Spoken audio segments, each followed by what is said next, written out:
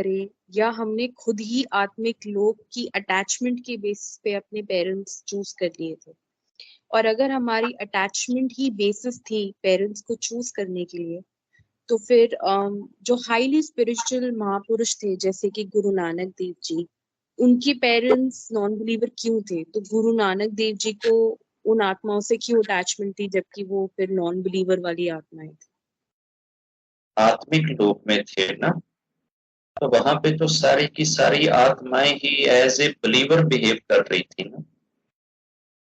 वहां तो कोई आत्मा भी नॉन बिलीवर बन के नहीं बिहेव कर रही थी। वहां तो किसी आत्मा ने भी रब के आगे इनकार नहीं किया कि जी तू हमारा रब नहीं है। हर एक आत्मा ने जब रब के सामने रब को 4000 वर्षों तक उसका दर्शन किए हैं, दीदार किए हैं, तो उधर तो काम ही आत्मा को एक था। 4000 वर्षों तक आत्मा ने कोई दूसरा काम ही नहीं किया सिवाय रब के दर्शन के। अब कैसे पॉसिबल हो सकता है कि 4000 वर्षों तक आप एक ही काम करते रहे हों और आत्मा का वहां जो सर्वाइवल था, वहां जो जिंदगी थी, वो था ही रब के दर्शनों पे। रब के दर्शन ही उनकी सर्वाइवल थी, उनकी एक तरह से जिंदगी थी, उनका एक भोजन था, उनकी रिक्वायरमेंट थी, उनकी नीड्स थी। तो 4000 वर्षों तक रब को देखकर क्या कोई आत्मा ये आगे से कहेगी कि नहीं, you are not my lord, you are not my रब, जब कोई दूसरी कोई चीज है ही नहीं कि जिस चीज की तरफ अट्रैक्ट हो जाए, डाइवर्ट हो जाए, आगे हो जाए या पीछे हो जाए। तो वहां पर जो कुछ भी हुआ है वो एज ए बिलीवर हुआ है। अब आपके बिलीव की जजमेंट के लिए इस वर्तमान में आपको भेजकर आपसे सारी चीजें हिडन करके खुदा खुद भी छुप गया, स्वर्ग भी छुप गई, नरक भी छुप गया, डे ऑफ जजमेंट भी छुप गया। सारी चीजें छिपा के आपको जज किया जा रहा है कि क्या आप इन चीजों के ऊपर भरोसा, विश्वास और बिलीव रखते हैं या नहीं, और आप उस रब को पाने की कोशिश करते हैं या नहीं। जो आपने वहां पे 4000 वर्षों तक रब के जो दर्शन किए हैं वो हर एक आत्मा के अंदर रचे बसे हुए हैं। इसलिए दुनिया में आकर हर एक इंसान कहीं ना कहीं से किसी न किसी तरह की आस्था ढूंढता है। ये इंसान के इंस्टिंक्ट में है, डीएनए में है, नेचर में है, फितरत में है ये चीज। क्यों? क्योंकि उसकी आत्मा ने 4000 वर्षों तक रब के दीदार किए थे, इसलिए ये चाहती है कि कोई ना कोई इसका रब हो, कोई ना कोई इसका बड़ा हो। ठीक है, यहाँ हर शख्स को ये लिविंग लाइफ में भी रहते हुए हर शख्स ये चाहता है कि उसकी प्रोटेक्शन करने वाला, उसे केयर देने वाला, उसका ख्याल रखने वाला कोई ना कोई होना चाहिए। हर एक बंदे को शिकवे यही है, हर एक बंदे की डिजायर ही यही है कि जी मेरा ख्याल रखा जाए, मैनू इज्जत दी जाए, मेरा ख्याल रखा जाए, मेरे राइट्स पूरे किए जाए, मैनू प्यार दिता जाए, मेरी केयर की जाए। तो ये प्यार, ये डिजायर, ये केयर, ये सारा कुछ अल्टीमेटली कौन सी जात दे सकती है? रब की जात दे सकती है। तो आत्मा को 4000 वर्षों तक ये सारी चीजें किसने प्रोवाइड करी थी? रब ने करी थी। यहां आके आत्मा ढूंढती वही चीजें है, मगर ये जो हमारे ऊपर बॉडी का एक रूप चढ़ गया, हमारे अंदर जो इंस्टिंक्ट रख दी गई, हमारे अंदर जो सेल्फ पन रख दिया गया, हमारे अंदर जो सैटन जो हमारे ब्लड के अंदर दौड़ रहा है, ये सारे के सारे हमारी आंखों पे कोश हैं, हमारी आंखों पे पर्दे हैं। इन पर्दों को उतार के उस रब को अगर हमने ढूंढ लिया तो फिर हम सफल हैं, और अगर हम रब को ढूंढने में नाकाम रहे तो फिर यकीनन हम नाकाम हैं।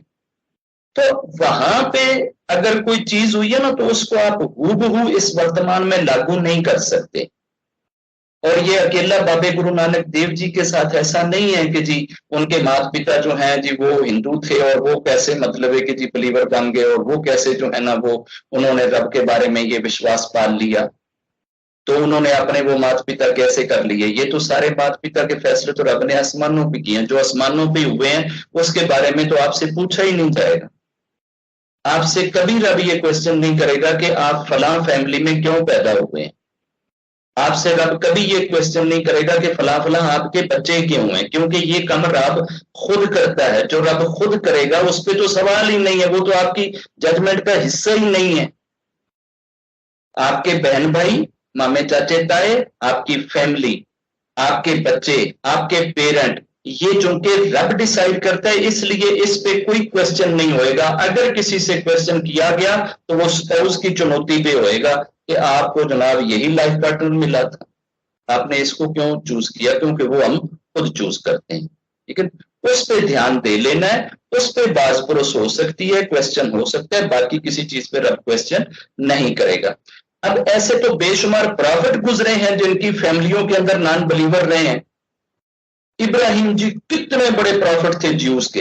तो प्रॉफिट इब्राहिम जी जो हैं, इनके पिता तो बहुत बचपन में स्वर्ग सुधार गए थे, ये यतीम थे, इनके चचा ने इनको पाला था। इनके चचा तो खुद मूर्तियां गढ़ते थे, खुद मूर्ति मेकर थे। चचा मूर्ति मेकर है और भतीजा जो है वो वक्त का प्रॉफिट है। अब आप वहां क्या मतलब है कि इब्राहिम जी से भी ये क्वेश्चन करेंगे कि इब्राहिम जी तुसी जो वक्त के प्रॉफिट सो तो चचा तो है मिले है। लूत जी जो है ये वक्त के प्रॉफिट थे, ये भी ज्यूस के प्रॉफिट है। तो लूत जो है उनकी तो अपनी पत्नी जो है वो नॉन बिलीवर थी।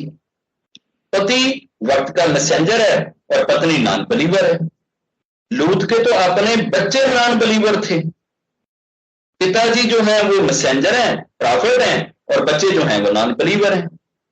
ऐसे ही फिर आगे आप आते हैं तो नूह जी जो है, नूह की वाइफ जो है और उनका बेटा जो है वो नॉन बिलीवर थे। और नूह जी खुद 950 वर्ष तक 950 वर्ष तक लोगों को रब के बारे में बताते रहे। 1000 वर्ष उनकी एज थी।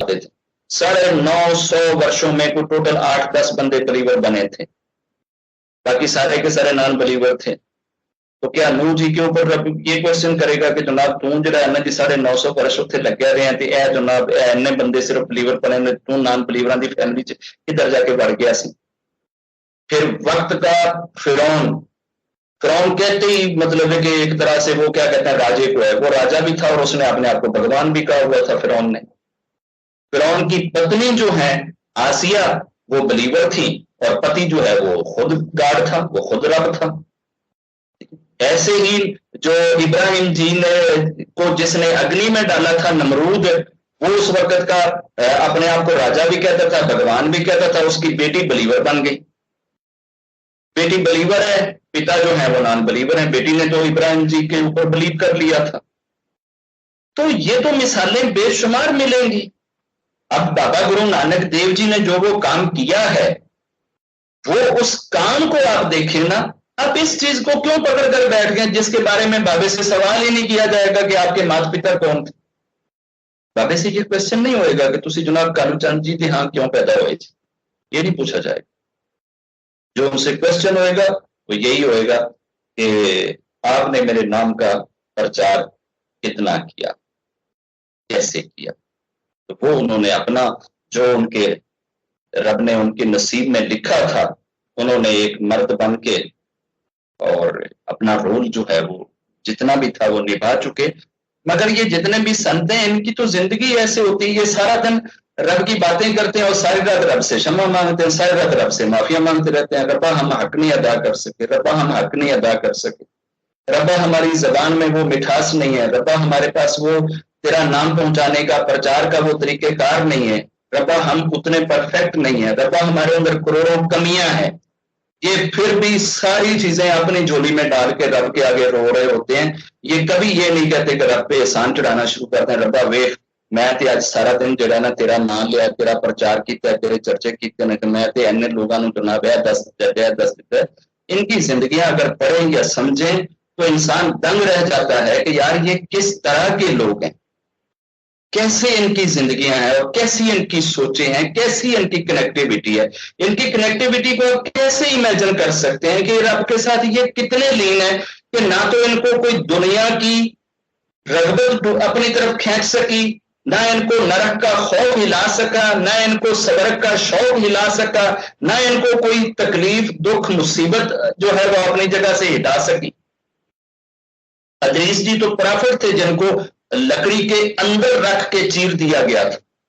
उन्होंने एक दरख्त से पनाह ली थी, दरख्त ने ऊपर से उनको घेर लिया था, तो उनका कपड़ा इतना सा बाहर रह गया था, तो उस कपड़े से उनकी पहचान होगी कि इसके अंदर है इदरीस जी। उनका आरा ले आओ, इनको दरमियान से काट दो। उनको कमर के जगह से दरमियान से काट दिया गया था। मैसेंजर थे। तकलीफें तो उनको आई हैं, दर्द तो उनको आए हैं, मुसीबतें तो उन्होंने झेली हैं।